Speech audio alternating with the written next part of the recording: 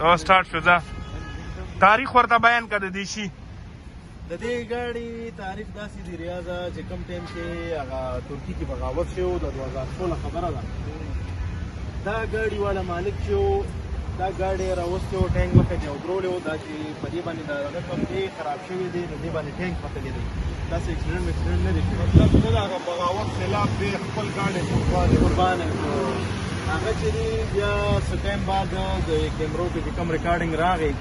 او د دوی دغه پکې راغلی چې یاره داسې یو ګاډی خراب شوی دی پکې نو هغه بیا د ترکي چې کوم حاله دغه والا دي حکومتي کسان هغه بیا دوی ته ویلي چې یاره تعالی به مونږ چې کوم د اوډي لیټسټ ګاډی دی هغه به تعالی مونږ درکو ګفټ تا دومره غټه قرباني ورکړه نو هغه ګفټ وانه غوښتلو هغه ورته ویلي چې نه دا قرباني ما یو کس دپاره نه ده ورکړې دا ما خپل ملک دپاره ورکړې ده دا ګاډی چې دی دا ګاډی یې تاریخ کې ودرو دا لیکل چې دي دا ورسره په دې باره کې چې کوم دغه دی تاریخ دی ګوره دا 2016 دی ښه 2014 کې دا واقع شوي وه وجي صاحب دا د کس باره کې ټول ډیټیل لیکلی دی او د هغې باره کې دی چې this vehicle was crushed by a tank